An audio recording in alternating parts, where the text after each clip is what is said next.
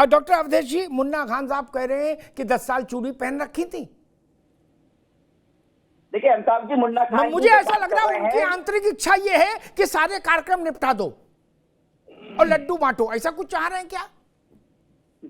तो भाई मैं तो लोकतंत्रवादी आदमी हूं, लोकतंत्र में जनता की आवाज, जनार्दन की आवाज, मुन्ना खान साहब की आवाज का सम्मान होना चाहिए।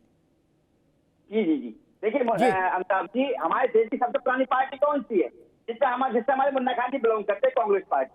उसके सबसे पहले प्रधानमंत्री कौन बने थे? पंडित जवाहरलाल नेहरू। 17 साल प्रधानमंत्री रहे थे। उनके 17 साल के कार्यकाल में एक एम्स बना था पूरे देश में। आज 2014 से और आज 2024 हो गई, देखिए 17 एम्स बन के तैयार हो चुके हैं।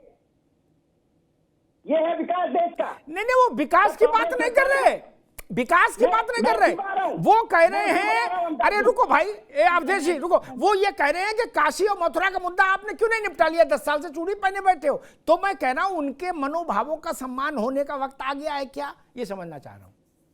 नहीं अमिताभ जी, ये जो कह रहे हैं ये इसीलिए कह रहे हैं, उकसाने वाली बात करते हैं ये। अच्छा, कोई भी काम होता है देश में, हमारे देश में न्यायपालिका है, संवैधानिक तरीके से वो काम होता है। अगर ये काम होने लगे फिर तो उठ जाएंगे, बाहर आ जाएंगे, रोड पर आ जाएंगे। आप एक बार बताइए, माननीय योगी जी ने कोई बात कही विधानसभा से, उससे इनके आग लगने लगी। अगर देश के प्रधानमंत्री कहने लगेंगे तो क्या हाल होगा इनका? समझने वाली बात है ये। तो प्रधानमंत्री तो आज भगवान श्री कृष्ण के नाम संकीर्तन में थे। अब लोग उसको भी मथुरा से जोड़ रहे हैं, कह रहे इशारा समझो। अरे बाबू समझो इशारे, प्रधानमंत्री जी संकीर्तन में जाए तो भी तकलीफ, बताइए। देखिए ऐसा है, इस समय इनको ये सब कुछ स्पष्ट हो चुका है कि जो सीट मुगल आक्रांताओं द्वारा छीनी गई थी हमसे, वो अब दोबारा लेने का समय आ चुका है और वो लिया जा रहा है। और हम जो है संवैधानिक तरीके से ले रहे हैं, कोई छीना झपटी करके नहीं ले रहे हैं। लेकिन हमारे साबुद्दीन जी कह रहे हैं, एक तरफ बात कर रहे थे अभी कि कोर्ट ने जो है अभी नकार दिया। अरे भाई, हाई कोर्ट ने तो साफ कह दिया, आपने जो याचिका डाली थी उसको भी रिजेक्ट कर दिया इलाहाबाद हाई कोर्ट ने। साबुद्दीन जी कैसी बात कर रहे हैं? इनकी बात समझ नहीं आती। चित भी अपनी और पट भी अपनी, दोनों की तरफ से बात। और अंटा मेरे बाप का, उसके आगे ये है, चित भी मेरी, पट भी मेरी, अंटा मेरे बाप का। मुन्ना खान साहब, बीजेपी कह रही है कि जो कुछ भी होगा, प्राण प्रतिष्ठा होगी, मंदिर बनेगा, भव्य मंदिर बटेगा, प्रसाद बटेगा, संकीर्तन होगा, जो कुछ होगा काशी में, मथुरा में, वो सब न्याय और संविधान के दायरे में होगा, छीना झपटी नहीं। मुन्ना खान साहब, इस बात से आप इत्तेफाक करते हैं?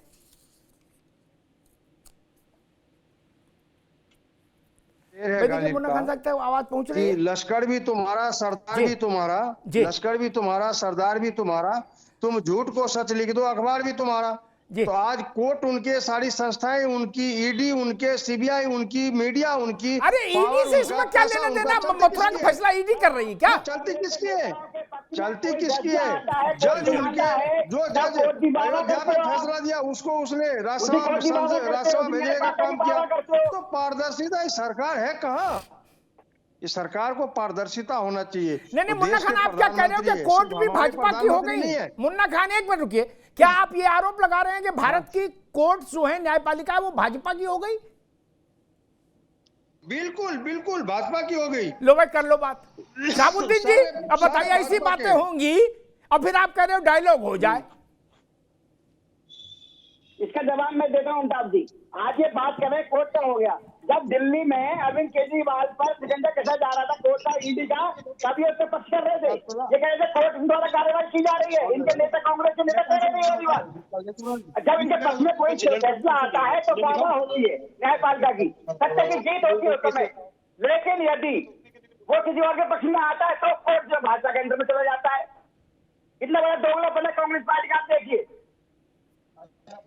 रजवी, ठीक है, रुकिए दोनों, रजवी साहब से एक सवाल लूंगा। रजवी साहब, ये बड़ा गंदा और बहुत बड़ा सनसनीखेज आरोप है कि अदालतें जो हैं वो भाजपा के दबाव में काम कर रही हैं।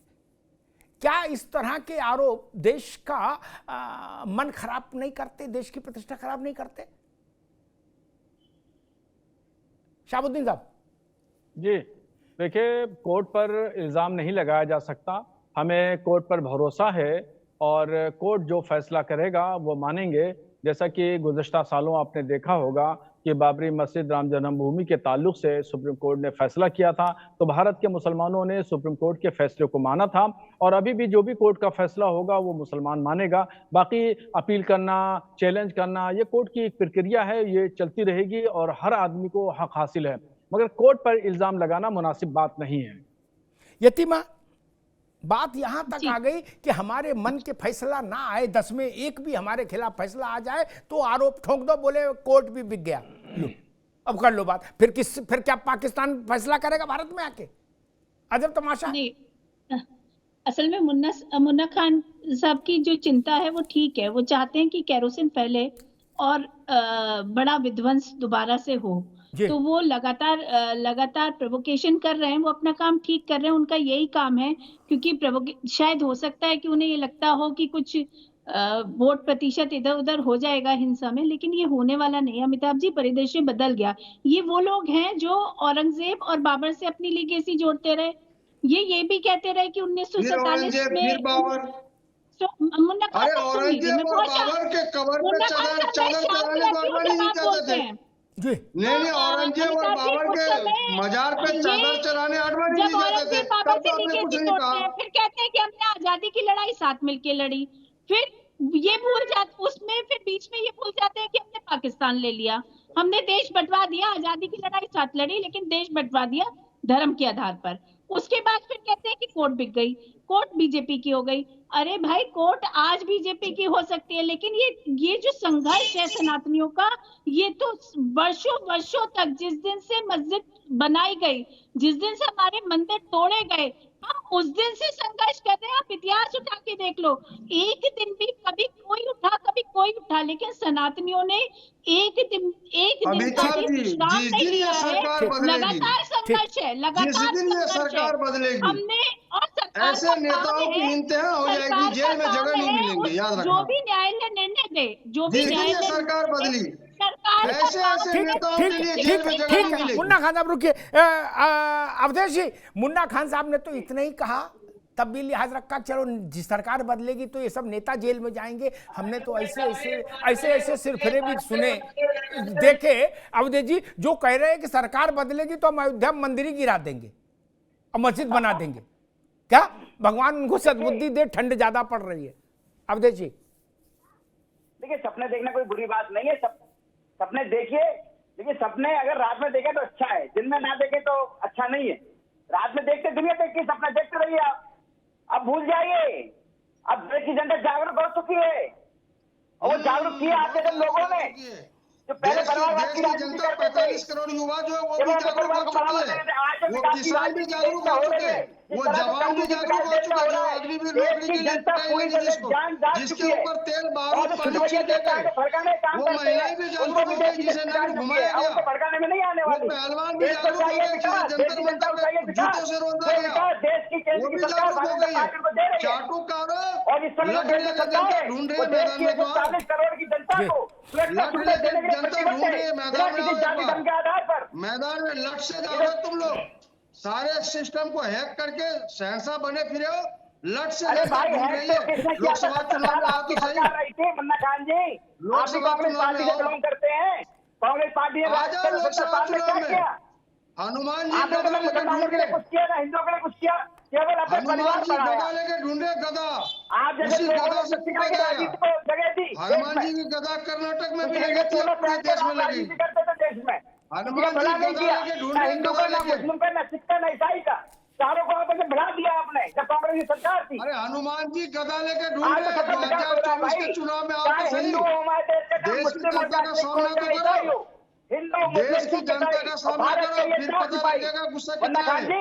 आप जैसे लोगों के भड़काने में हमारे देश की जनता का सामना करो, फिर पता लगेगा देश की जनता में गुस्सा कितना है। ठीक, दोनों मित्रों को रोकूंगा। रिपीटिशन है, ठीक है, ठीक है जी देश बहुत खुशहाल हो रहा है, वो पता लग जाएगा 2024 के चुनाव में आओ जी। दोनों मित्रों को रोकूंगा।